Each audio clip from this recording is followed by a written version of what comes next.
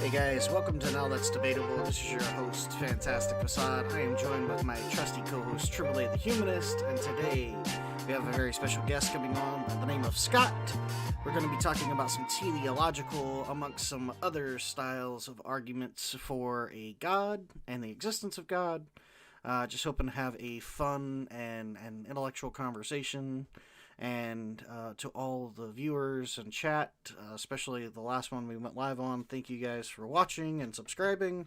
And if you have any questions, we'll try to get to those in chat as they come up. We're going to have kind of a break in the conversation. So, without further ado, let's kick this thing off. How are you guys? I'm chilling, man. Wonderful. Good to hear. Good to hear. I was testing the audio on the yo Grim, you sound Facade, you sound like much lower. Oh, I could turn me up. I had a little bit of feedback from him as well there for a second. I don't know if it sounded like it was maybe catching him twice. Is this any better? I can change it. That sounded a little better. I'm always quiet compared to you guys. I can just. What's up, Joseph? What's up, Phantom X? Turn me up. Perfect. Joseph, I can turn you up. I turned you guys down a little bit, and I turned me up a little bit. Hopefully that balances it. Okay. But I'm always kind of quieter compared to you guys, so. Cool. Hey guys in the chat, if the volume sounds like a little like unbalanced, just let us know. Also, I'm just gonna adjust my camera real quick. And let me hold on.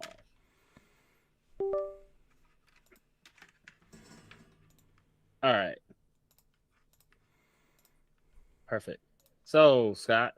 All right. So, I mean, appreciate you coming on. I was about to say back on. Maybe we'll have you back on. But like so you're a Christian. Could you tell us like a little bit about what type of Christian you are? You're Reformed or you're not? Well, sure. Yeah, more often than not, I'm not really a fan of denominations. I mean, unless you're like way far out, but I just read my Bible. Okay. And that's about it. You know, like I think it's important for a lot of Christians to not find themselves attached to certain doctrines, or well, rather I should say people teaching certain doctrines. If it's the way I see it, if it's in the Bible, let's discuss it. If it's not in the Bible, then let's consider where it's coming from, the source, and what the purpose behind that source is. Okay. I think it's super dangerous to get like this world has been riddled with teachers across the millennia that have used the Word of God for their own benefit. A lot of evil men out there. I see so many people online talking about how, oh well, what about the Crusades and what about these people and those people and yeah, it's true, and those are terrible things that they did in the name of God.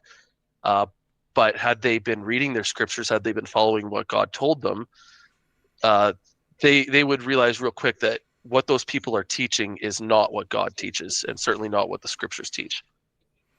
So gotcha. real quick, somebody in the chat wanted to know, do you believe Jesus is God? Facade side. Absolutely. Yeah. Okay, yeah. Perfect. So why do you believe in a God?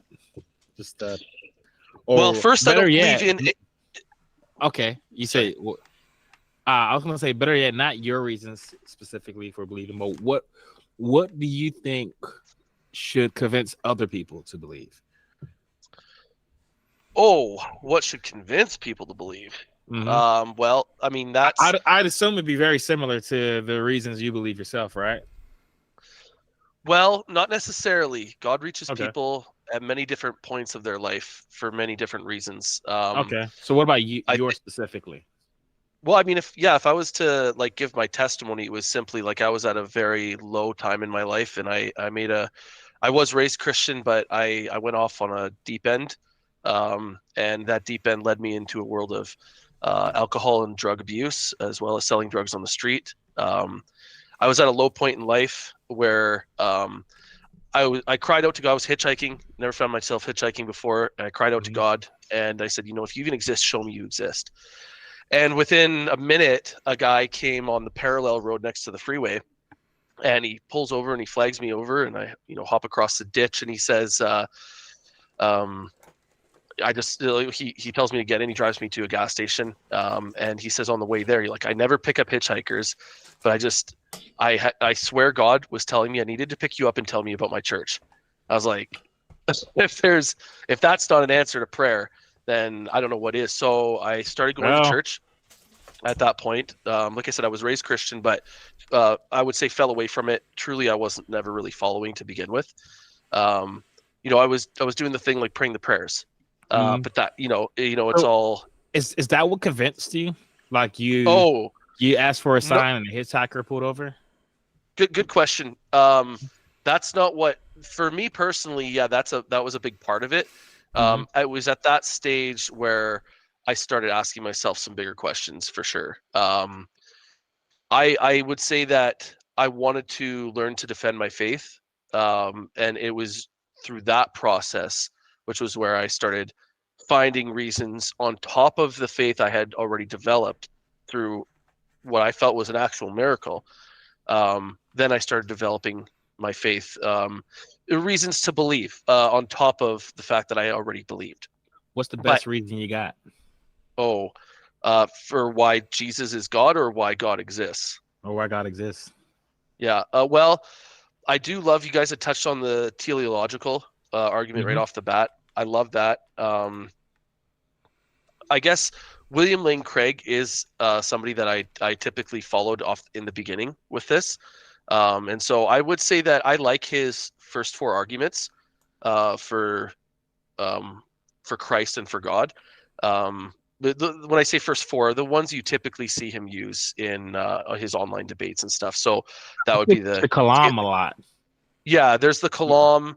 But the Kalam isn't an argument for God. It's actually like he thinks it is, but it's not, because if you look at the premises, there's God isn't there, and neither is it. It's vague. Conclusion. Well, it says, look, I would say it's not vague. It's very specific in what it's arguing for.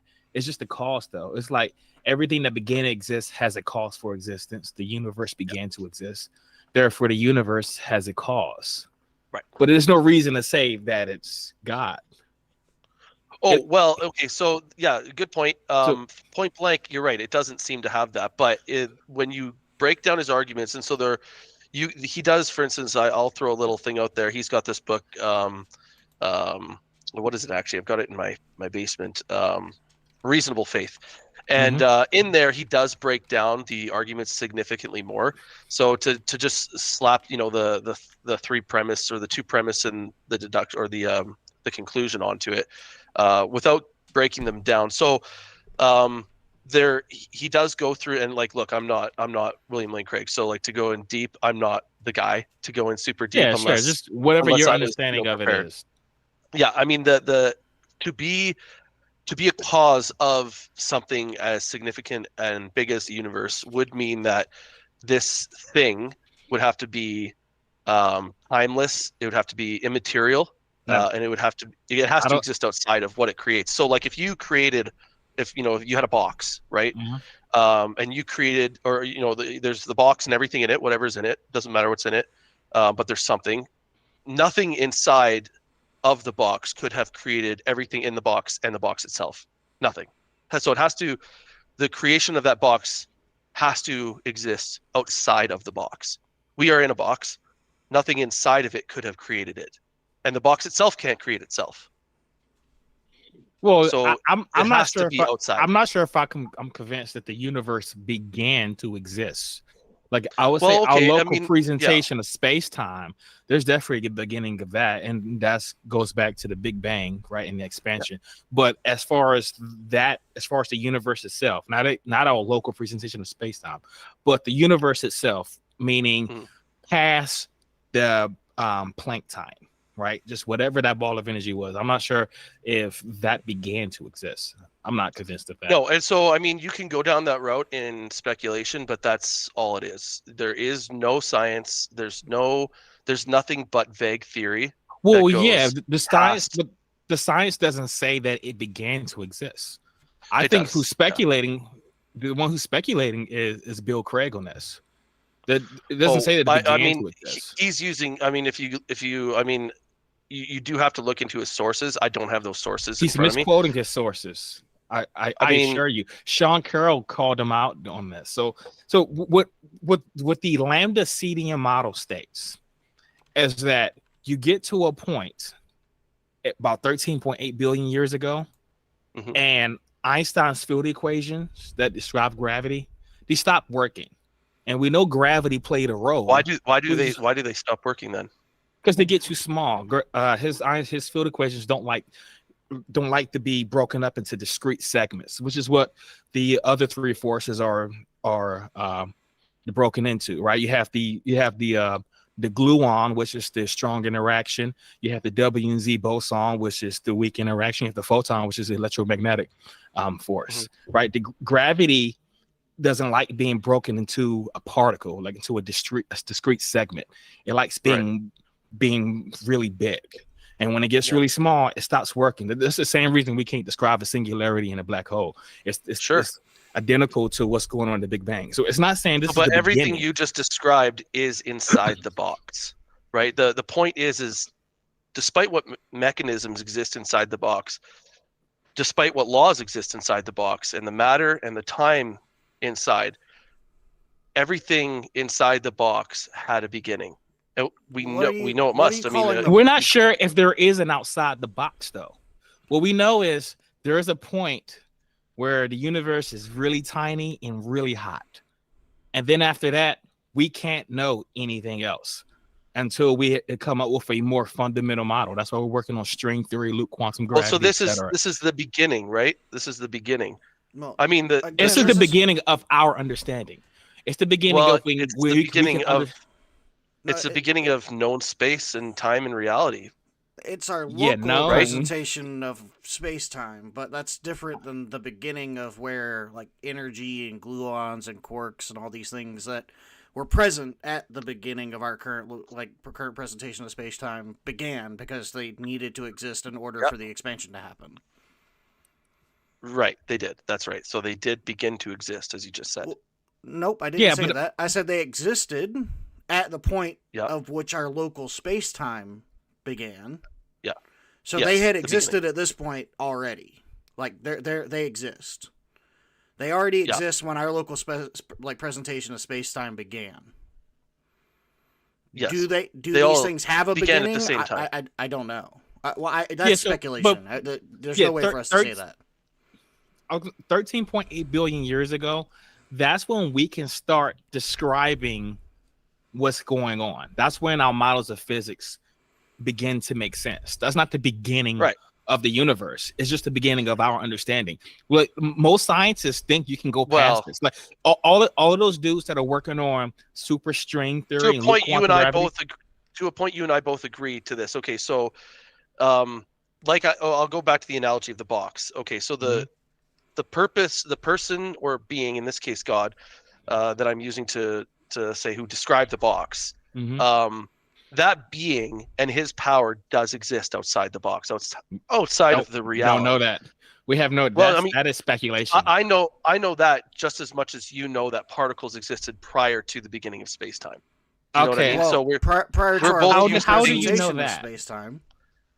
Because you and I both don't have the evidence to prove that. I don't have the evidence to, like, I wasn't there when God created the universe. I wasn't outside of space-time. Whether or not God created the universe is kind of like what we're talking about.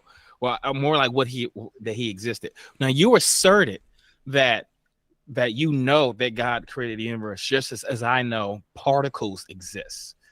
Now I can demonstrate. Well, I can agree that particles exist. You're saying particles existed outside of space-time, outside of our prior to the Big Bang. That particles must exist prior to our local presentation of space-time. That's different than saying outside of space-time. What makes you say that? What's the evidence for that? So I think he's talking about the fields that just existed, not necessarily the particles. The particles are fluctuations in the field. Is that what you're talking about? Well, wait a second. That's all part of space. That's all part of space. None of that exists without space. So right? the I mean, Well, you get nothing. You get nothing to start with. You get nothing unless you speculate, which is fine. We can speculate. that's I the wouldn't whole even thing, say is that there's zero space. So you get to a point called the Planck length, right? And that's not zero volume. It's just really small, right? It's just really small. So it's not even saying that there's zero space. But after that point, we can't describe what's happening. Right. So I mean, Sure. kind of like I agree with that. let's take like a ruler, for example, right? Like we have measurements on a ruler, and you might go down to like on like the side of the ruler that has the really tiny markings, and you get to the point where you have a centimeter. Well, that's not the smallest thing that exists. It's just the smallest thing that the ruler's good to measure. Right? Right. So our current mathematical equations aren't the smallest thing that exists necessarily. It's just the current smallest thing that we can measure using that math. Yes. That's Sure. That's exactly the point that I was getting ready to make. So it's basically now when we talk about logic would Planck length, logic would dictate there must be a beginning to that. Nothing is infinite in this universe. What Nothing. logical? What law of logic would dictate that it would have Because to begin? in reality there is no such thing as the infinite. It can't exist here. It never has been. Prove that. Prove that the infinite can't exist. I would just say you can't disprove what I just said. Well, sure, I Okay, can't disprove that leprechauns exist. That doesn't mean that they do. Oh, sure you can. So No, you can't. how could you disprove be a my leprechaun guest. exists? Be my guest. Go ahead. I'm ready. It's illogical. No. How You is it can't just say it's illogical? illogical. I'm saying to you, leprechauns exist. Disprove it. So, Scott. Okay, so you want me to give evidence that they wouldn't exist? Okay, so I see. No. I want you to disprove it. But he's not going to be able to do this. Can I just point out the problem? Of course he's not. Sure. That's my whole point. So leprechauns never wrote. Going to be able to. Yeah. Sorry. Leprechauns never wrote what? Go ahead. Like I was trying to save you, but go ahead. I want to hear what you said. I'm ready. What I was going to say was you couldn't disprove that leprechauns exist because you can't investigate everywhere. So think the Andromeda Galaxy, right? It takes 2.5 million years for information to travel. How would you know that a leprechaun don't exist there? You have no ability to investigate. Well, I mean, I'm honestly just going to have to go to. Yeah. Okay. Continue. All right. So now, what we would say is we have no reason to believe that leprechauns exist.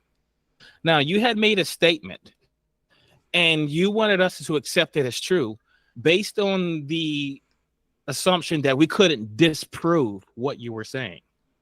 Sure. And my problem. This is a bad way to approach any sort of problem. When we're trying to find an answer, we don't accept something as true until it's disproven.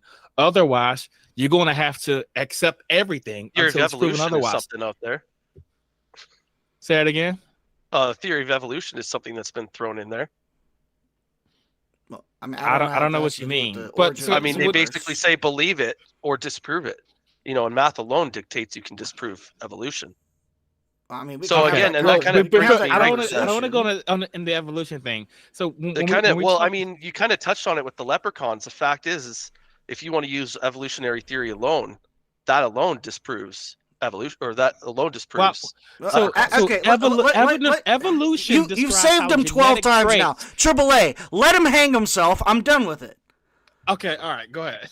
There's just not evolutionary theory is the best theory for the current diversity of life on this planet. That is it. That is all evolutionary theory is. It has nothing to do with whether leprechauns exist or not, or whether they could exist in another galaxy or other planets. It is the best. It is the best explanation for the origin of diversity of life on this planet. On Earth. On this planet. Sure.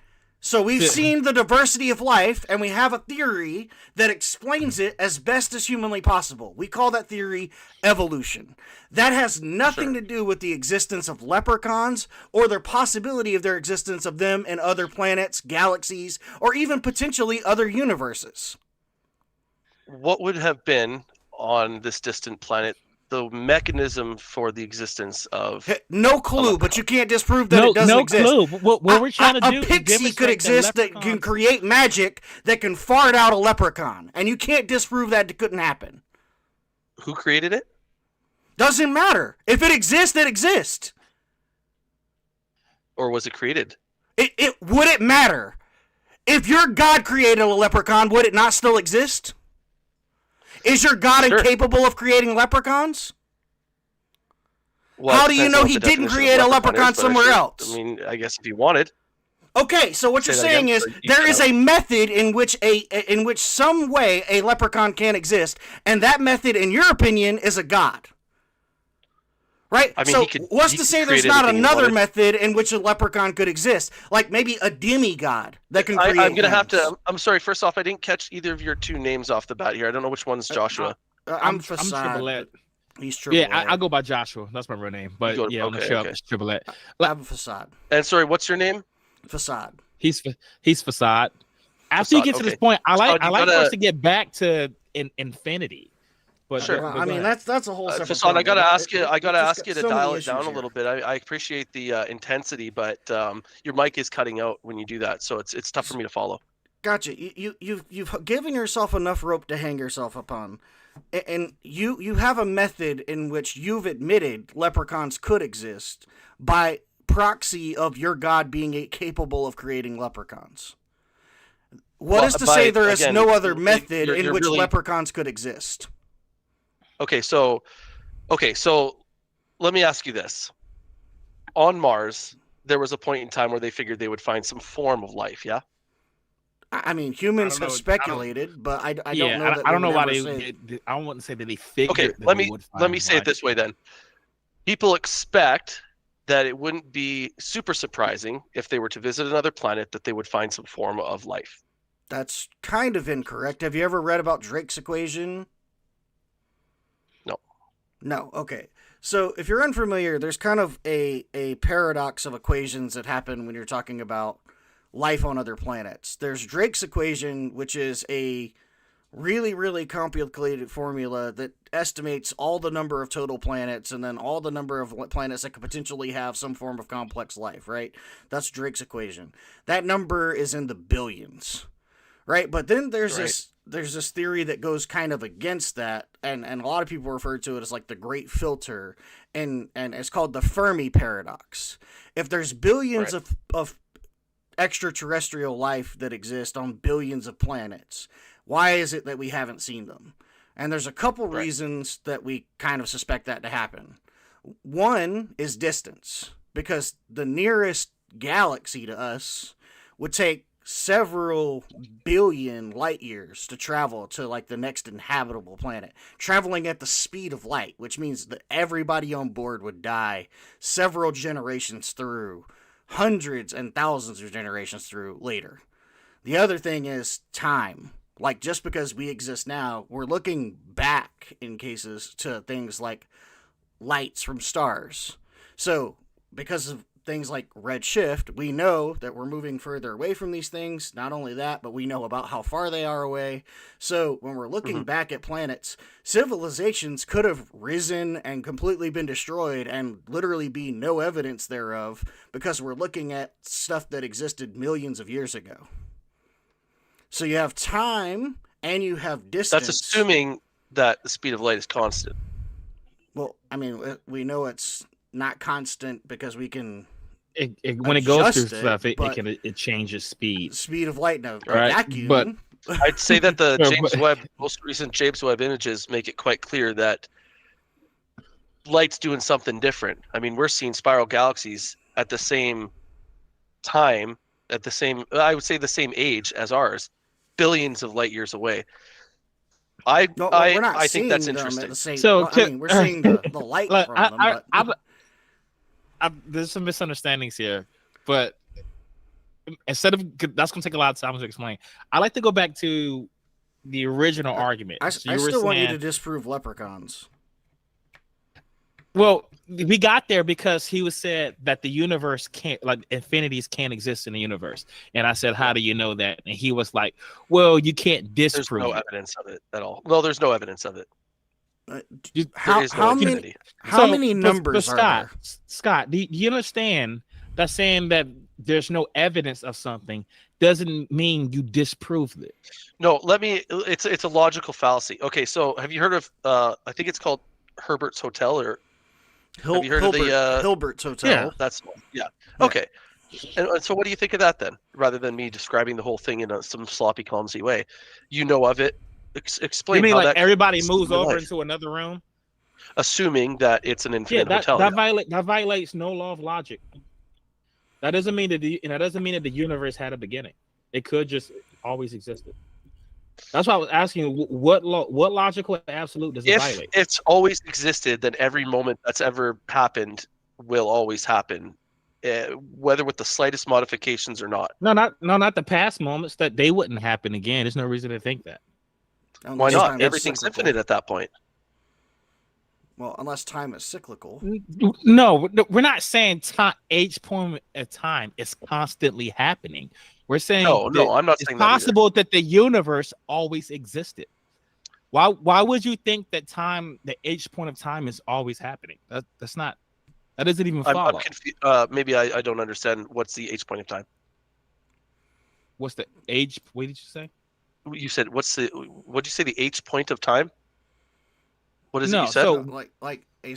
why I would you maybe think it that was just each point of each time point. is Oh, each always point of happening? Oh, I don't Yeah. think that. But you said that would be that would happen out of logical necessity if the universe always existed, right? Oh, no. What I'm saying is that there'd have been a constant in this fluctuating universe idea that you're trying to. Didn't say so- that. No, I didn't say the universe is fluctuating. Well, it would have to if you're saying that it started infinitely No. small and bursts out. It would then. I didn't collapse say and it then started burst out. infinitely small. No, so Scott. Okay, Scott, so what we're was saying is there a point 13. in? Yeah. Okay. Yeah. 13.8 billion years ago, Yeah. right? Einstein's field equations stopped working, and Sure. from there, we're not able to describe what's happening. So we could just say we Right. don't know. There's no reason. Anything that you say is beyond that is mere speculation, which is exactly what you're doing by saying there's some omnipotent being that's outside of space that's doing I mean, you're things. truly flying right in the face of modern day cosmology when you're saying that there isn't a beginning to the universe. I mean, No, more. who there's- says I there's would the say- beginning of the universe? Say that again. Who says there's the beginning of the universe? Well, at this point, I guess when we're looking back at the Big Bang as a beginning of the universe, space, No, time. there and that- that is when they can describe space time. After Right. that, when it okay, tell me when it this. So, doesn't exist, you ever can't heard describe. of you ever heard of it doesn't mean it didn't exist. We just can't describe what's happening. Well, what do you think superstring theory? What do you think they're trying to do? I mean, you hit the nail on the head when you said try. They're definitely trying. Yeah, what are they trying to do? What do you think? What's their goal? Well, what is that? Is that? I haven't looked heavily into string theory. Is it not multiple dimensions? Well, that's It- a byproduct of super. Oh my god. Okay, all right. So look, so check this out. So right now, right, we're able to there's 4 fundamental laws of physics. We're able to quantize 3 of them, as in describe them in discrete segments. That's why you have the weak and strong interaction, electromagnetism, described as particles, right? Einstein's field equations won't allow us to do that. You get to a certain point where it starts describing space-time with infinites, right? We call that a singularity. Now, that doesn't make any sense. That means Einstein's field equations are insufficient here because infinity is not a number, it's a description of a set. So we need a more fundamental model to describe space-time, right? And so what they're trying to do is look at something smaller. They're saying perhaps the most fundamental part of reality are these vibrating strings, and perhaps the particles are made out of this, and so is space-time. And I mean, again, this is all under speculation, right? There's no evidence to this at all. Yeah, it's all in the math. It's all speculation. None of this has been proved.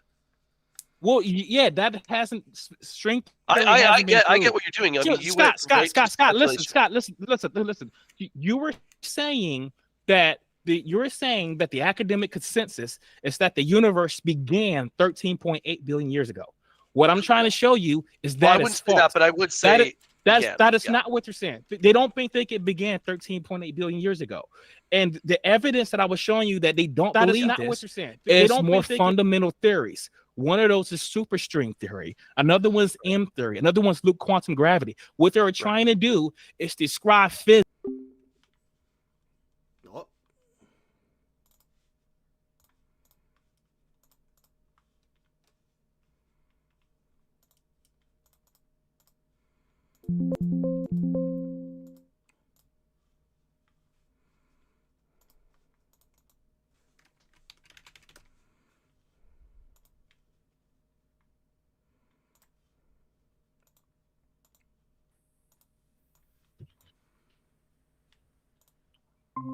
You back? Yeah, my bad. I hit the wrong button. Yeah, I saw. Okay.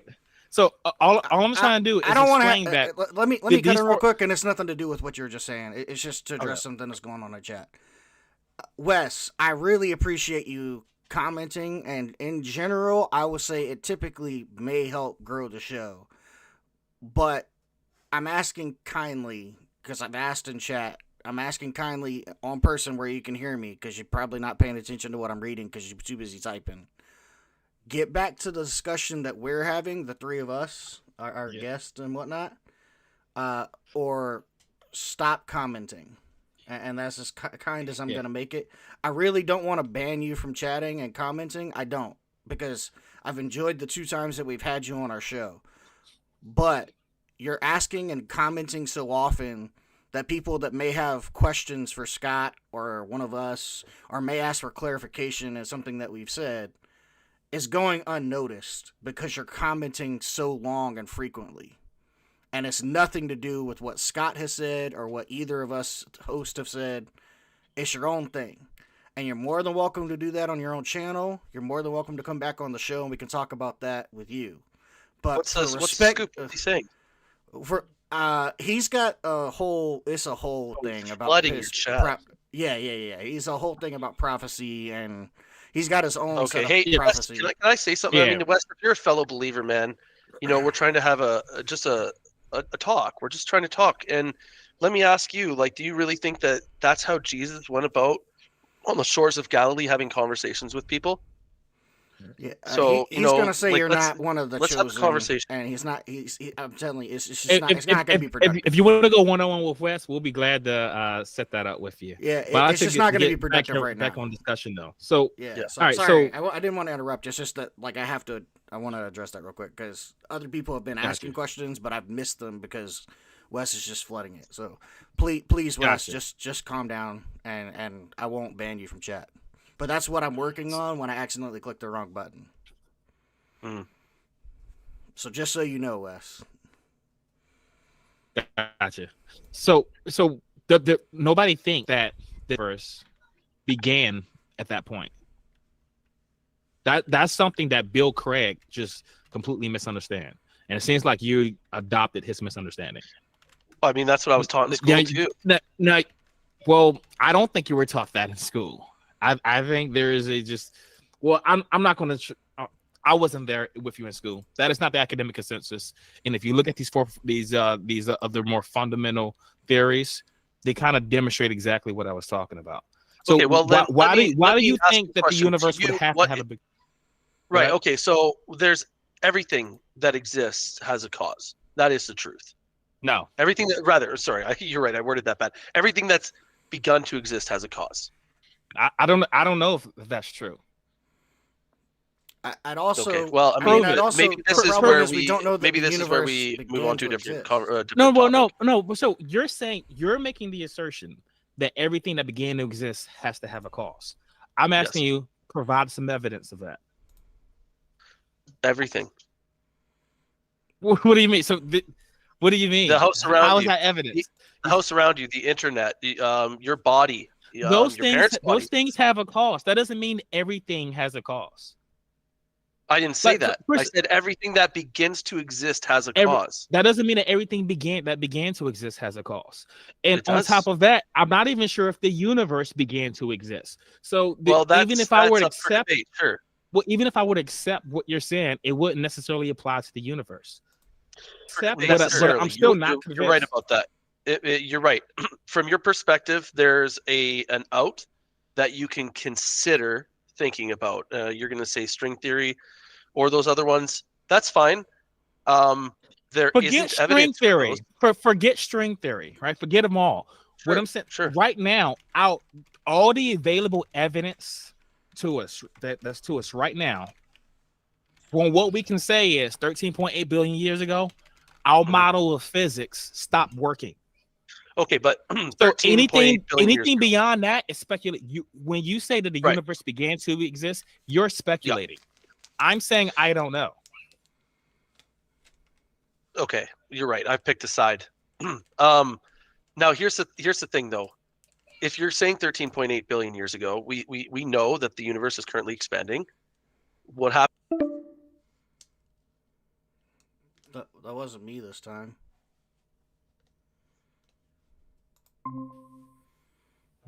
Yeah, it's all good. Me? That button. It wasn't me this time. I think I got kicked. All right, go ahead. Oh, really? Yeah, I think you kicked me. Stop pressing the button. Okay, but go ahead, Scott. Yeah, so what were you saying? So 13.8 billion years ago. Okay, right now we know that the universe is expanding. It's in a state of expansion, still expanding, and it's actually increasing to expand. Its speed of expansion continues to go up. So at one point, let's say give or take 13.8 billion years ago. I actually disagree with that, but I'll use it for the sake of argument. 13.8 billion years ago, it had shrunk. It was significantly smaller than it is now. So small that scientists say, that it was in the form of what we would consider a dot, super small, right? Oh, so yeah, all that matter, energy, boom. What's outside of that? So what you're describing is space-time. There wouldn't be an outside. Right. I agree with you. What would have started that expansion? No idea. Right. So, and that's true. I believe it was God. Prove it. What reasons do you What's have your to evidence? believe a God? Yeah. You use that same argument on me that I just used on you? I was asking, why would you believe that? You just said, I believe it's God. I could say, I believe it was Elvis. I mean, sure, you could believe it. Do you have any evidence? Okay. So maybe so I'm being inconsiderate with my explanation. Yeah. Plus, on top of that, you said there was nothing that's outside of it. So right. I don't even know how you could say. So if let's just say this, if there was something that existed outside of it, it certainly wouldn't be in the form of what you and I are right now. Life. It can't. It can't be. I have no idea. It can't no be. idea. We couldn't exist outside of space, time, and matter. How do you know that something like us couldn't exist outside of the Big Bang? There's nothing there. What would you make us out of? There'd be no material. When would we I have be? no idea. I have no idea. Okay. You are speculating here. I'm trying to figure out how you're getting there. Well, I'd say it's a pretty big cop out to say I don't know. Without let's run it. But right? It's not a cop out if I don't know. It's like if you were to ask me, tell me what's my birthday? Okay, but can I answer? I know. Say that again. No, not for side. But what's my birthday, Scott? Oh, I don't know. I would say March 12th. Is that a cop out? You don't know. Is that a cop out? No. Of course it's not. It's just the truth. You don't know. And by the way, if you speculated every day of the year, would that be any more close to the reality? Say that again. If you speculated every single day of the year, would you ever get any more close to the reality? Like you could go through every single day. If I worked backwards in time, I could watch him turn into a baby and I could find out the day that he was born. There's a limited number of possibilities in which he could be born, right? You know what you can't do that with? A speculation of a being that exists maybe outside of space and time. Because there's no subset in which you could include. Well, There's no let me explain parameters this in to you. which you Okay, have so them. the reason I want to say, yeah, okay, that's well. First off, God. Okay, so like we've attached an idea presupposition as to what God is in our minds. So when I say God, from your perspective, I see it's going to be a vague, oh, he's just God of the gaps kind of guy. So God has to be, if he is the one that created the universe, then he has to be all powerful. He has to exist outside space. Why would he have to be all powerful to create the universe? Why can't he just be sufficiently powerful enough to create the universe? Sure, let's say that. Let's say that. Well, that's the only thing you could logically conclude. Hey, that's fair. I can deadlift 600 pounds. Why would you think that I could deadlift infinity? Why would you think that I'm all powerful just because I could deadlift a lot? The only thing you could conclude is that I am strong enough to deadlift 600 pounds. There's no reason to think that I'm all powerful. So okay, so you're saying God hasn't necessarily shown you enough power that God hasn't shown me powerful. Neither God nor you has shown me that a God exists. What I'm attacking is you're saying that whatever created the universe had to be omnipotent, and that does not logically follow. Whatever, well, I mean, if the universe was created, it had to be created by something that is sufficiently powerful enough to create the universe. Sure. It does not entail that it has to be all powerful. Okay, that's perhaps fair. It can create one universe, but not two. Oh, well, how could you say that? That's speculation. I don't know. What I'm saying, perhaps. There's no reason to think. So there's no reason to think that it's all powerful just because of creating a universe. I would say, I mean, when you consider the vastness of the expanse of the universe that we live in, the power it would take to create something like that, not to mention have wound it back and let it play out in accordance to his will, allowing free will to be involved. Well, I think it's infinitely powerful. Why I think that is infinitely powerful. There's no logical entailment. Okay, so the Bible says that. That's why I believe that. Okay, well, now why I believe that? I only want to leave you hanging for a second on that. So the reason I go to the Bible, to the Word of God, is because here's the thing, and this was a big thing for me. Was okay, if God exists, how has He shown us that He's existed? You'd imagine the creator of the universe, and I do believe that He's created life only on this planet. If we're that important to Him, if this is that important to Him, and the play out of Jesus on the cross is as important as the Bible claims it is to Him, if that's all the case, then how would He have explained His plans for us throughout time? There's only one way that He could have, if He did, and that is currently the Word of God. That's the Bible as we see it right now, and also His words preserved through His people, the Jewish people. Using at the time scrolls kept safe in temples, copied by scribes. Can I stop you here? So because it is important that I. But it's problematic because you're jumping to the Bible with the assumption that God wrote it, but I'm not convinced that God exists. Well, so in order to go there, we have to first establish that He exists. So non-existent things can't write Bibles. So can we at first? How could something that doesn't exist write something? Well, again, you're assuming it doesn't exist, that God doesn't exist. I'm not assuming that. What I'm saying is you have not convinced me that a God exists. Oh, well, we're jumping to the Bible and you're using this argument with the assumption that Joshua, God I got to stop you for a second. I can't convince you that God exists. Oh, you have not presented it. You have not. Okay, let me rephrase it. Not only have you not convinced me, you have not presented any evidence or argument without a buttload of fallacies in it to demonstrate a God. Like all I've heard was gaps and bald ass assertions. That's all I've heard so far. You said He made the universe, therefore He's all powerful. Cutting out really bad there. No logical entailment. He's stealing. Okay, I'm sorry. Yeah, you said God created the universe, therefore He's all powerful. There's no logical entailment. The only thing you can logically conclude from creating the universe is that you're sufficiently powerful enough to create the universe. But you're saying He can do everything. It's like saying because I can deadlift a lot, Wow, I can deadlift anything. Let's not play with these minuscule little things. Okay, so let's say I could deadlift the is. universe, Scott. Let's So say I could deadlift the universe. I gotta ask you this question. A being, let's say, I'm not saying you're giving me this, but let's say you give me that this being created the universe. Okay. You say, okay, well, Mr. Being that created the universe, I don't think you're actually omnipotent. Okay. From where you're sitting, how do you even have the right to say that to this being? I don't think. Why do I need a right? What we're talking about is epistemology, not no. We're talking about the authority, scope of power that you have, that you can witness on a ground level. Let me ask you something. Let me ask you something. That made all time matter energy. Let's put this in a good perspective for you.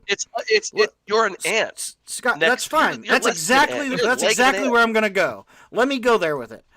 As an ant, if I am capable of describing something as powerful, right? Sure. Would it be truthful as an ant to describe humans as omnipotent? No. Why not?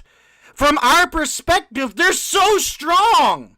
They can do so much. They can destroy our entire world, our entire civilization with their thumb, and not even be aware that they did it. But you're saying it'd be untrue to describe them that way. Why would that be? Ants could witness humans die in this world. A god could witness everybody in the universe dying. That wouldn't make them omnipotent. I think you just jumped for a second. So no. I didn't. I'm saying just because something is sufficiently powerful to wipe out the entire universe or to eradicate all of humans' existence doesn't mean it's omnipotent. Just like I could kill every ant within a 100-mile radius of here without breaking a sweat. No. You back up for a second. You mentioned that the ant seeing you as Mr. Powerful is going to potentially assume that you are the most powerful. But how can you be if you can die?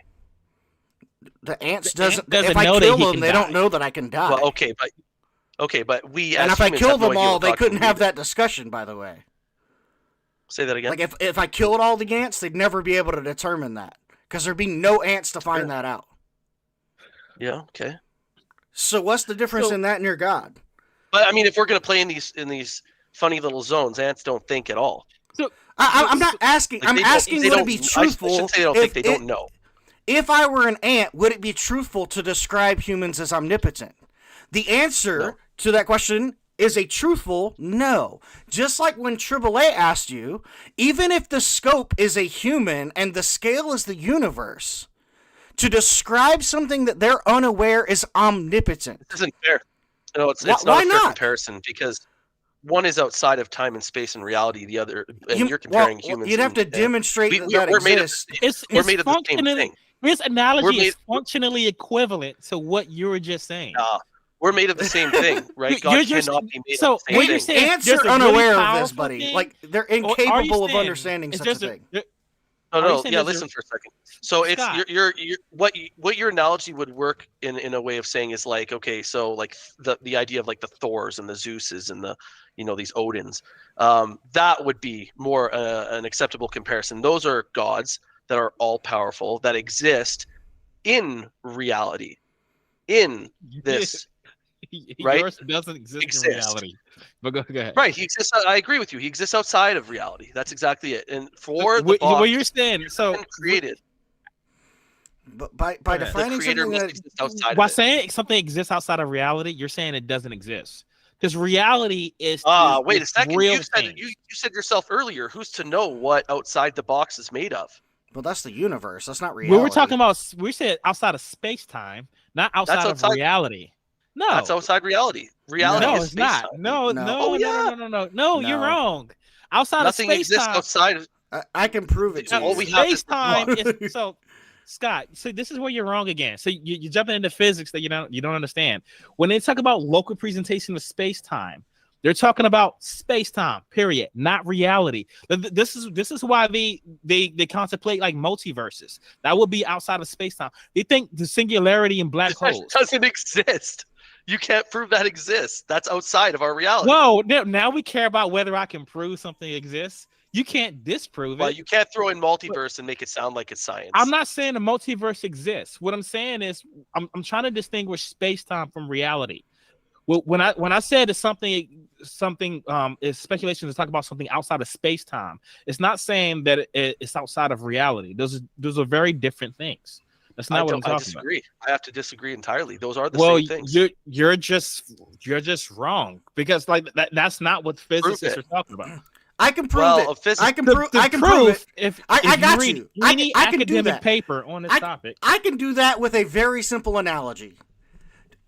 You may not have ever read it, depending on how strict your parents were and your enjoyment of reading. Do you know who Harry Potter is? Yeah, sure. Does Harry Potter exist in reality? No. Well, Does a Harry person named Harry Potter may. Well, but I'm talking about the Harry Potter, the wizard. Does he exist in reality? The one from the book series or the one from the cinematic universe? Either or, it doesn't matter. Pick one. You can have either. Well, okay. Or. I mean, if you're gonna, yeah, he can exist in reality if you're saying that he exists in our minds, which do exist in reality. So if I think of a unicorn, that exists. But if in you're reality. if you're saying, does the Harry Potter world, is he part of this world? Well, I'm asking does he exist in reality? Does Harry Potter himself exist in reality? Yeah. The one played by Daniel Radcliffe? Well, on the cinematic screen, that was an actor portraying him, but I'm asking, does Harry Potter himself exist in reality? I'm not asking, does the movie No, he's a figment of your imagination while reading the books. Okay, and did you read those books within space-time? No, I didn't read the books. Well, I mean, are you aware that like space-time exists, and in order for those books to exist, they'd have to exist within space-time? Absolutely. So something that exists in space-time, now that being and said, something that exists in reality don't coincide. Sorry, say that again. I cut you off. So something that exists in space-time and something that exists in reality don't necessarily coincide. Just like I can think about a unicorn, but that doesn't make it reality. Sure. And when I'm thinking about that unicorn, I'm existing in reality. So I'm existing in space-time, right? And I have this thought in space-time, but that doesn't make my thoughts a reality. Space-time?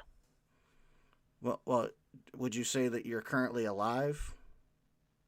I'm alive. My body's functioning. You exist within space-time. But the number 3 exists in my mind. Is the number 3 real? No, it's a concept. So, all right. So, but before we go down this rabbit hole, like, I don't want to like spend too much time on this. Just look at the academic journals. Like when they talk about space-time, they're not talking about reality. Those are separate things. I have to fundamentally disagree with you. Nothing exists without space-time. No, sorry. Okay, you're right. Maybe I'm using the wrong word. Nothing exists outside of time, space, and matter. Scott, you don't even agree with that. Scott, you believe that God, who existed outside of space-time, created the universe. But your God is real, which means that he's part of reality. You don't even agree with what you're saying. No, you're right. I should rephrase. You're right. That was a sloppy way to explain it. So nothing material or bound by time can exist. Okay, how am I? Let me try to word this properly. Things bound by space and time and matter can't exist outside of space, time, and matter. I'm not saying space time. Well, I'm saying sure, yeah. God is called spirit, all right, and there's a reason that he's called that in the Bible. It's not claiming that he is made of the same things we are. He's not made of elements. He's not a corporeal being. Why do you believe that? Okay, good question. Prove any evidence of that? Yeah, good question. So in the Bible, there are massive amount of prophecies, especially involving Jesus Christ. But there's way more than that. My favorite one's in Ezekiel. For instance, the ones with I'm going to grant you the prophecies. Okay, so the author of the book then seems to know things before they happen and allows them to play out exactly the way he authored it. Mm-hmm. So to me, there seems to be a being that influenced the writing of scripture over thousands of years that prophesied of one to come. How would you know that being is God? And how would you know that he's I'd omniscient? also, Okay, I'd also really I'll like to put it push this you way. on that and just We say, put like, a how do you label say? onto.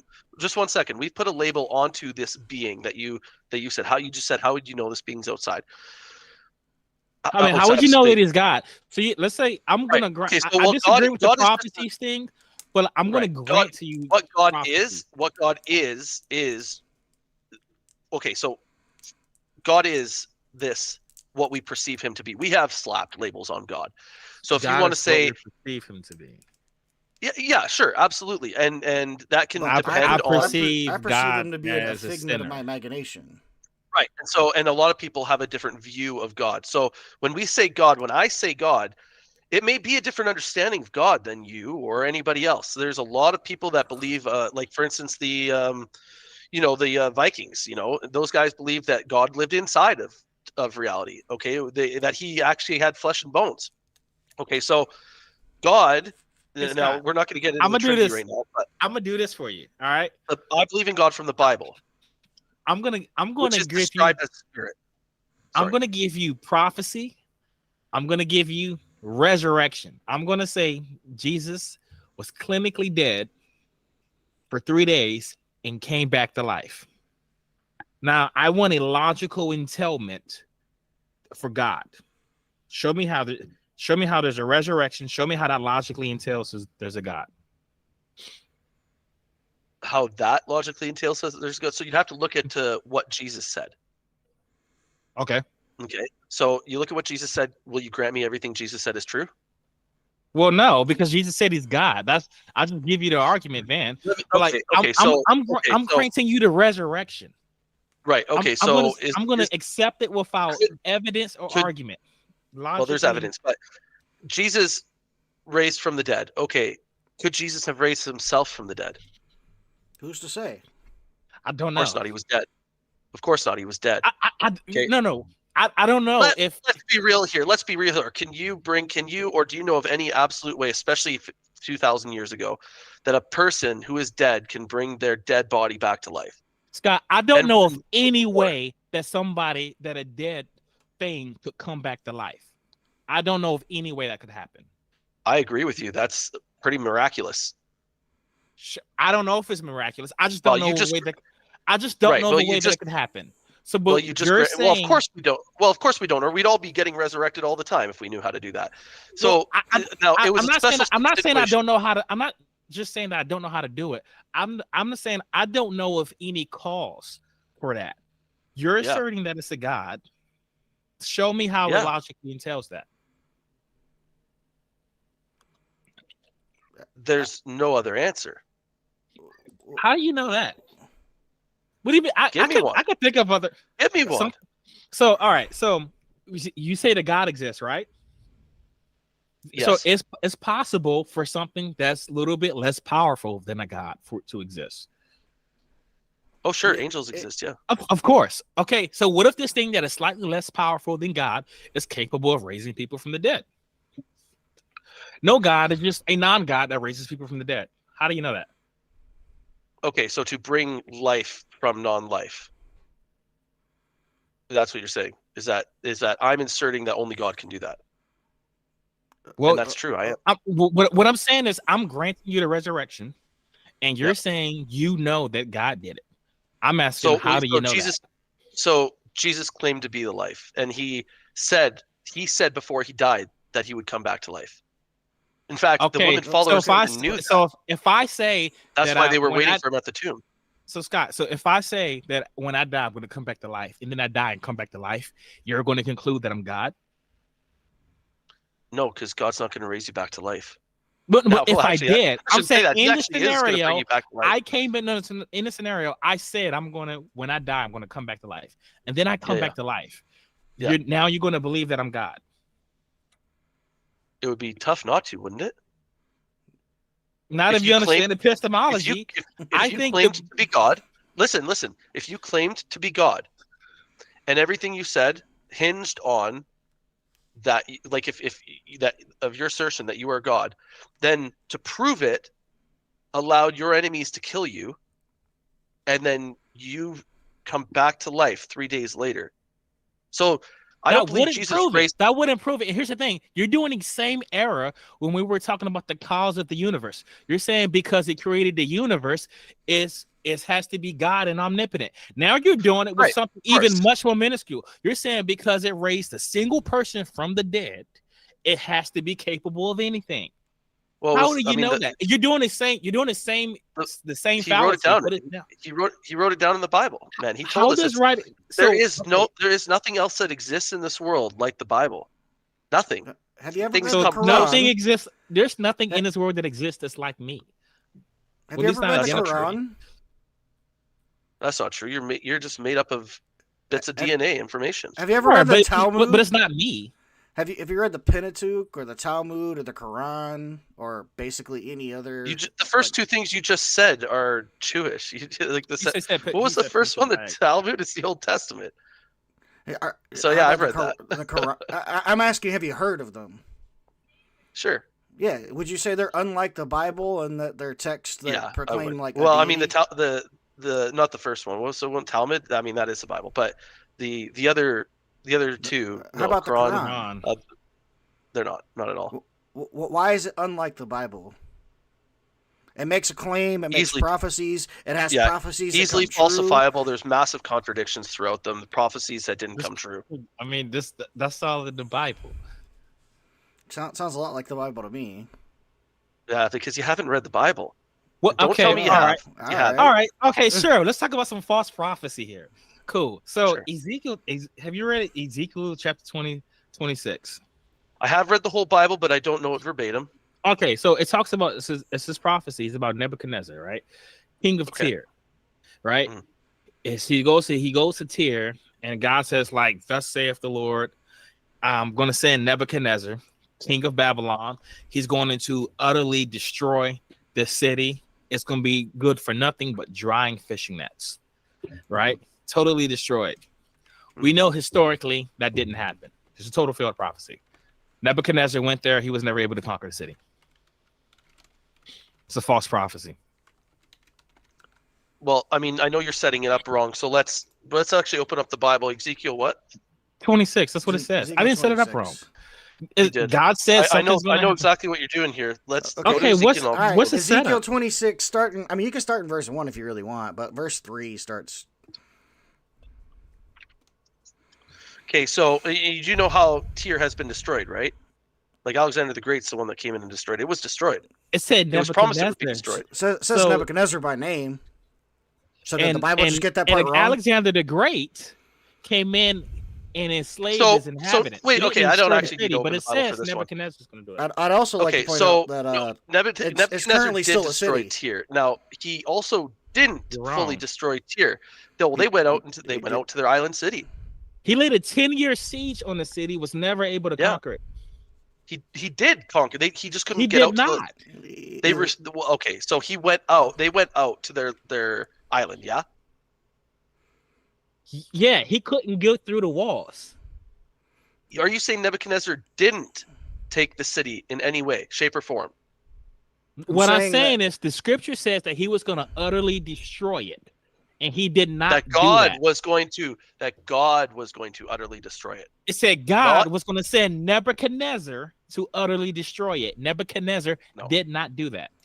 Let's okay. I mean, if you by your own admission said he didn't do it because you said Alexander the Great did it.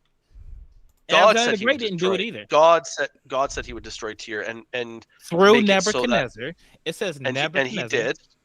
Now, when it came to destroying it so utterly that it wouldn't even be used for they would use it to dry their fish nets on. Did happen. No, it didn't. It did not. Tyre is when still Alexander the Great conquered Tyre.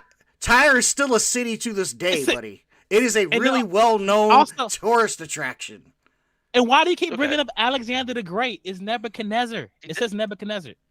So look, God does work in multiple ways, right? If I prophesy that Biden is going to win the election in 2024, and then when it comes around, Trump wins, and I say, well, I was still right because Trump won. Somebody won. Therefore, my prophecy's true. This is what you're doing. God says Nebuchadnezzar is going to destroy the city, and now you're saying, well, somebody else did it. Therefore, the prophecy is true. Yeah. This Well, is let's before false. we before we even continue with this, and because like I said, I don't know the Bible verbatim, so I Mhm. would like to know where it says Sure. that God said Ezekiel 26 verse 7. 26:7. For this is what the sovereign Lord says: From the north, I am going to bring against Tyre Nebuchadnezzar, king of Babylon, king of kings, with horses and chariots, with I'd like horsemen to and a read with great you for a army. second. Can you Okay. 26 verse 7. 26 verse 7? Okay. Yeah, this is the NIV version. For this is what the sovereign Lord says: From the north, I'm going to bring against Tyre Nebuchadnezzar, king of Babylon, king of kings, with horses and chariots, with horsemen and great army. He will ravage your settlements on the mainland with the sword. He will set up siege works against you, build a ramp up to your walls, and raise his shields against you. He will direct the blows of his battering rams against your walls and demolish your towers with his weapons. That didn't happen. That's a lie. That never happened. No, Huh? it did not happen. No, it didn't happen.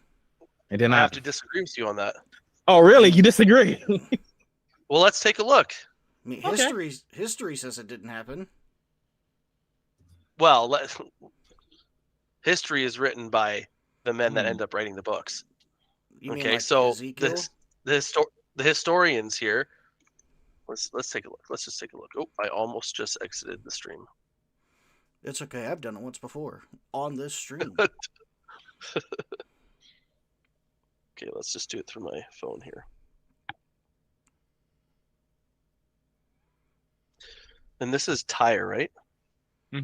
Yeah. Tyre, whatever you want to call it. It exists today. Yeah, it did happen.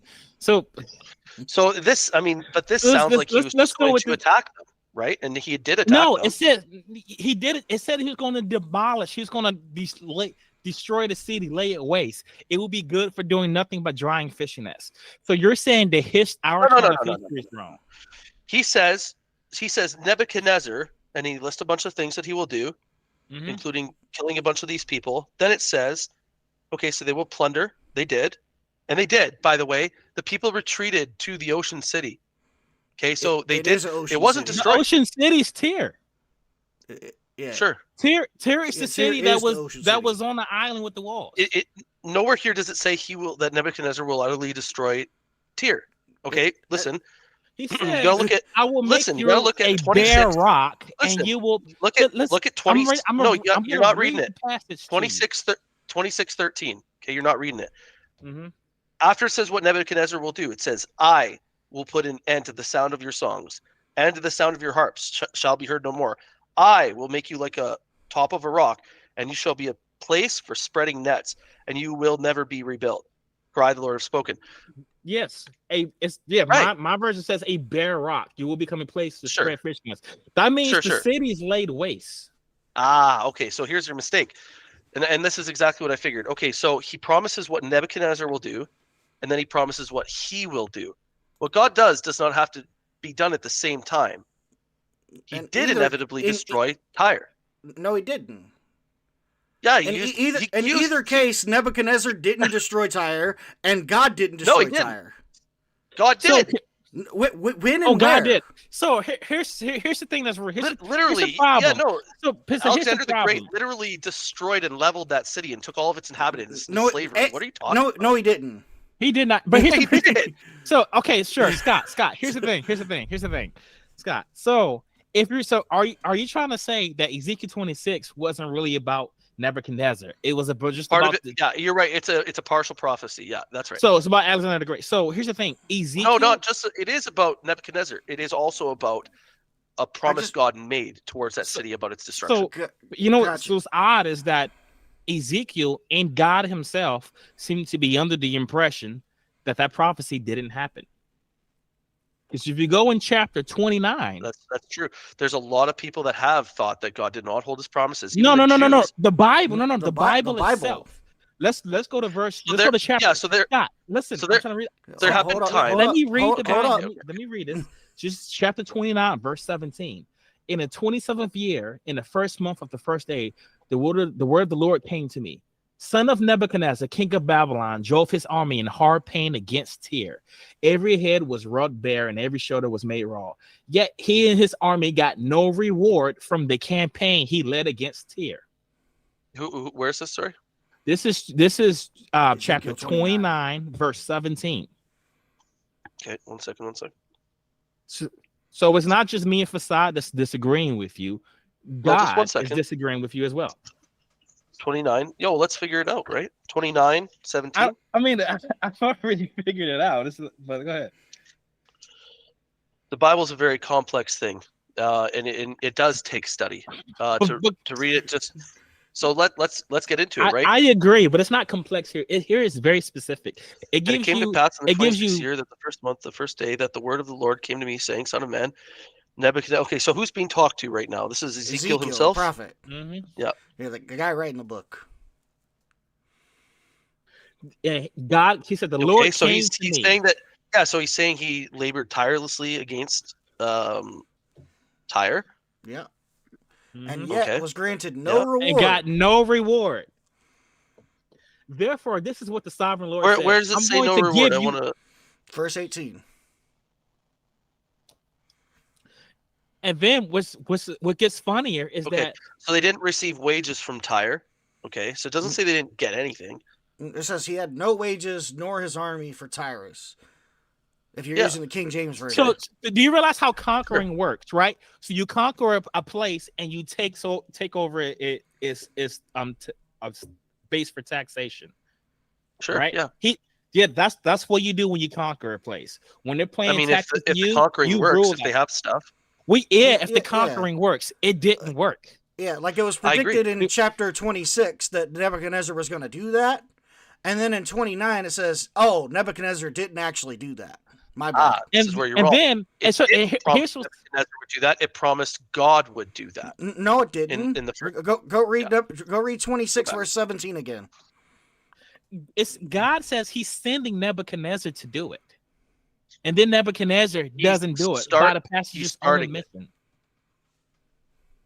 He didn't start anything. It didn't happen. So it says. And then you said because Alexander the Great came 400 years later and does something else, not even quite what's described in Ezekiel 26, that somehow the prophecy's being fulfilled. This is what I'm talking about. This is like if I had said that Biden's going to win re-election, and then 2024 comes and Trump wins, and I say, "Oh, my prophecy was right," because although Biden didn't win, somebody won the election.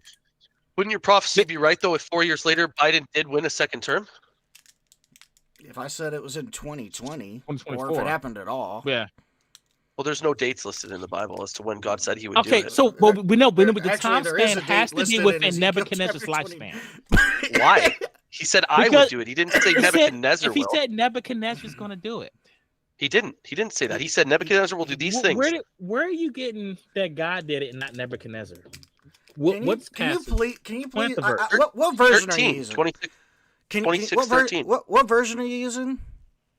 I won't even tell you because then it becomes a thing about. No, it's a KJV. It's fine. I don't care. I'm just asking. Chapter 26, verse 7. Please, can you read what yours says?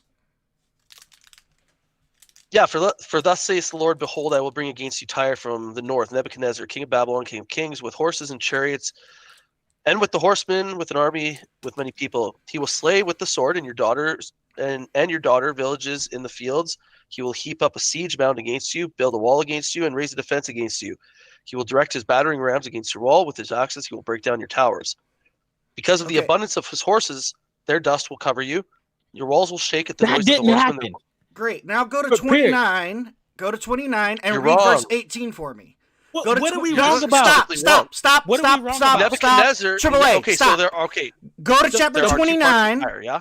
Go to chapter. Do you not know can how you go to Tyre chapter 29? Can you please go to chapter 29 and read verse 18 for me in your verse? In your verse. I haven't finished yet. You didn't finish reading? Can you finish reading? Do you want me to finish reading, or do you want me to carry on to the next one? I want you to either finish reading the chapter and verses that you were reading or continue on to verse 18 in chapter 29. I don't care. You're not going to cut me off this time? I didn't cut you off. Oh, okay. Really? You want to backtrack that? Because you literally cut me off. Okay, Yeah, all right. yeah, So I have the let's start with video. the I meta can discussion do here. that for you. But he had asked how Tyr was I laid did out. say I was going to have a conversation. It does assume it will be a polite one. All right? I've been So nothing but back polite. the anger off a little bit. I asked her to read your chapter and verse because you didn't tell me what version you were using, and then I asked you to read chapter 29, verse 18, because you still refused to tell me what version you're using. So since you won't tell me, I'm giving you the reading opportunity the new King James version. Okay, so would you like me to read it for the people that are watching, or will you read it for them? That way, there's no misconception. Cut me off, bud. I didn't cut you off at all. I didn't say anything. I asked you. All right, if you're gonna lie now, I'm gonna. Let's start with the meta discussion. So, all right. So, Scott, I think you're saying in chapter 26, verse 13, it says, "I will put an end to your noisy songs and music." Right, yes. And that's what God is going to do. Okay. Well, at the time, of course, anybody reading that would have definitely thought, "Oh, he's promising Nebuchadnezzar's going to do it." Sure. You saying that's promising Nebuchadnezzar's going to do that? No, I'm saying that at the time, anyone reading that would definitely have assumed that, oh, God is going to get Nebuchadnezzar to do it. Okay, so it says up here, it says, his horses will be so many they will cover you with dust. Your walls will be trembled, and horses and wagons and chariots. He will enter your gates as men enter cities whose walls have been broken. Right? So that's Nebuchadnezzar, right? Yeah. That did not happen.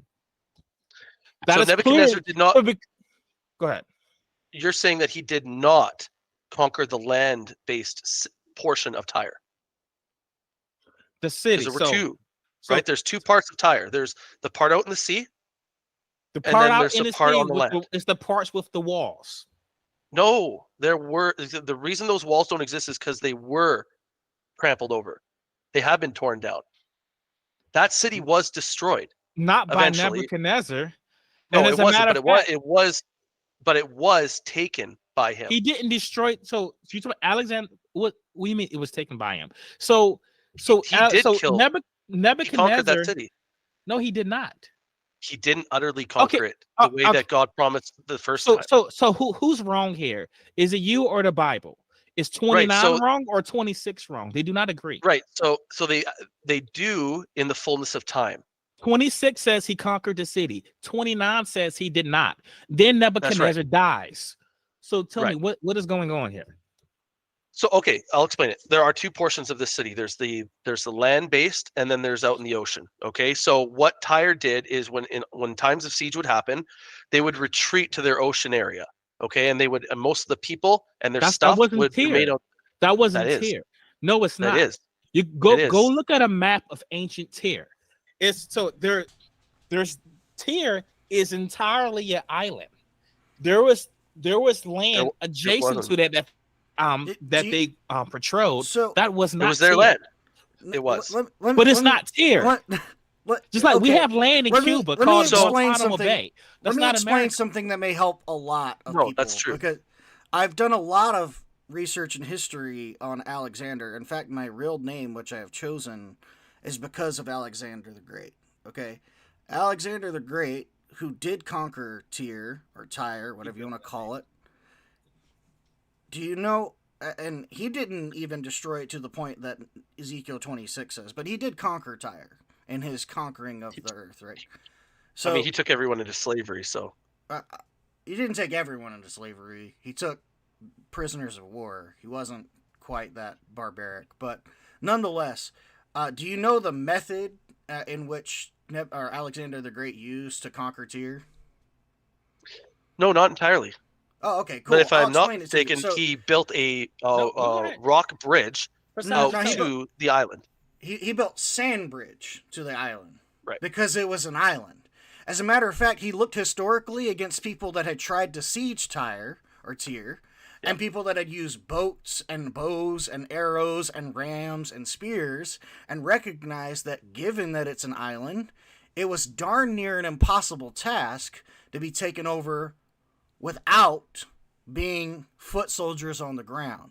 So what he had his men do is build a sand bridge out to Tyre to their walls so he could have people completely surround it and destroy it. That is how he conquered Tyre. Before Alexander the Great conquered Tyre, there was no land bridge.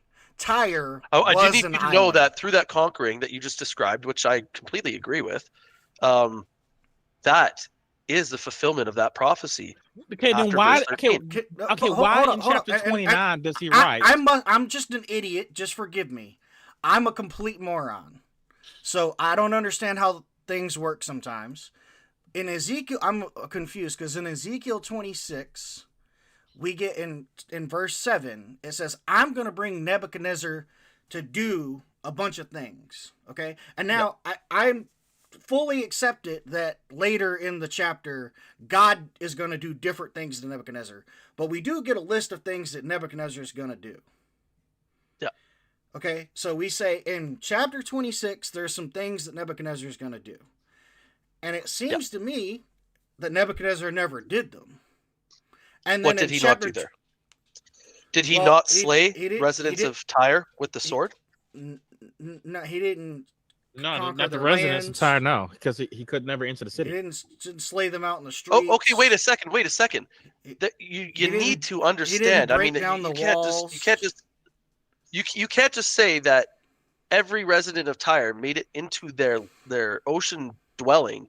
There was a land-based tier. It's essentially one big city that operate, one from the land and one from that in the only ocean. Existed after it's not 400. Just an island city. That only existed after 400 because of Alexander the Great. You're aware before that, historically, Tyre was solely an island. No, that's this incorrect. Is historically that's documented. Incorrect. This is historically documented. As a matter of fact, if you read it all about Alexander the Great, it's expanded upon the fact, and like they delve into the fact that he actually made a land bridge about the residents making it no longer an island. So Scott, we should Google the words "Who built the land bridge to Tyre?" Yeah, Google it. It's just going to say Alexander the Great. It's going to say Alexander the Great did it. Yeah. So this was about 400 years after Nebuchadnezzar. So. Yes. All right, so if it wasn't built until 400 years later... I don't know if you guys are fully grasping what I'm saying for a second. So it sounds like residents... Can you correct me if I'm wrong here? I just want to make sure that I'm getting what you're saying, because again, I'm an idiot. I don't know stuff. But it sounds to me like you're saying there's a city that exists in kind of two components. A part that's on a peninsula and a part that's on an island. And Nebuchadnezzar conquered the part that was on the peninsula, but didn't conquer the part that was on the island. Is that what you're saying? Great. Yes. The part that's on the peninsula didn't exist before Alexander the Great because the land bridge didn't exist. Okay, so let's logically go through that. How did they trade with people? Are you telling me they did not have a post on the mainland? Boats. Right. Where did the boats set sail from? The land. The mainland. Peninsula. Right. So you're telling me that there wasn't any kind of human dwelling on the closest land from the island? Sure there was, but that wasn't Tyre. That wasn't Tyre. Okay, how about this? You want to do a little fun searching thing. Okay, can you just type in Google history and destruction of the ancient Tyre? Can you type that in for me? Sure. Okay. Sure. So now you know how Google does its funny little thing. It's a list underneath. It gives extra little questions you can click on if you want to know more stuff. So I clicked on the first one and it says, what is the history of the ancient Tyre? You want to read that? What is the history of ancient Tyre? Sure. Could you just tell us? Tyre was built on an island, and on the neighboring mainland, it was probably founded as a colony of Sidon. Mentioned in Egyptian records of the 14th century BCE as being subject to Egypt, Tyre became independent when Egyptian influence. The thing cut off. So there you go. So there is a group of people of Tyre that existed right on the mainland, right from it. That is what Nebuchadnezzar destroyed. So are you saying that when Nebuchadnezzar invaded Tyre, he did get a reward, which contradicts chapter 29? No, that's exactly it. I don't think he got a reward. I think he went to conquer that city. I think that what happened is they saw him coming and they said, well, okay, we're going to take our crap and go to our island. And that's exactly what they did. He got nothing. He probably definitely killed some people. He probably decimated part of their city. There's probably a reason why you think there's not much of a city for 400 years. because he probably left it in ruins, right? And they retreated to their island dwelling. So, well, people watching, you just go back and just go look this up and see if what Scott says matches with what you find, or see if what we say matches with what you find. Fair enough. But I'm glad that we got the understanding and discussion from both sides. It was a successful conversation. Sure. I enjoyed it regardless, man. Likewise. I wanted to thank you for coming on. It's kind of hard to get guests to come on. This is a pretty confrontational show. So I love it, man. I love that you guys are willing to do this. I'm sorry we got a little heated there for a bit. But no, I man. honestly, when it can be done in love, man, like there's no hatred. I got no hatred for you guys. The truth is even in my understanding of reality, I believe God gave everyone the ability to choose how they want to live and what they want to do, and that is your right to do that. And it's your right to live that way. And so I enjoy having conversations with people that decide to live and choose differently. I am curious about it, and I like to find out why, just like you do. So likewise, I really appreciate the conversation, you guys. Definitely, man.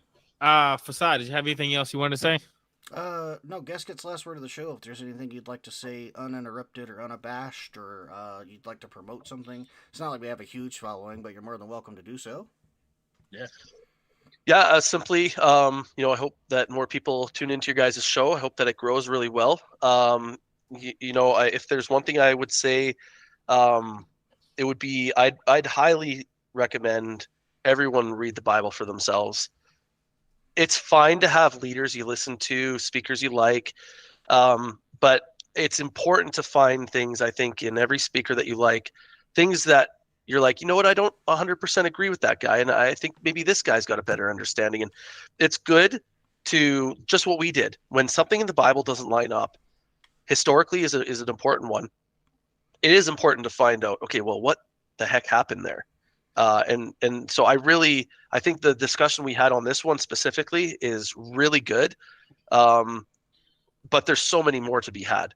And so I'd encourage everyone to read their Bible, get involved in archaeology, get involved in sciences. I believe, honestly, God created this world and he made it so that we could enjoy it and learn about it. So taking in as much knowledge and understanding as you can is a good thing. It's a fun thing. We're just exploring creation here, and I love that. Yeah, last but not least, and nothing to top that or to overbound that, but I did want to say, next week isn't actually next week. It's Friday for a change. This Friday. So just be aware of that. If anybody that's watching wants to watching. We're gonna be arguing about whether taxation is theft. Yep, and then I'm gonna go and unblock Wesley. And so if you'd like to come and comment next or on Friday, you're more than welcome to do so, but try to calm down a little bit on it. So you're unblocked now, Wesley. Thank you for watching. We'll see you on Friday, and we'll have a conversation about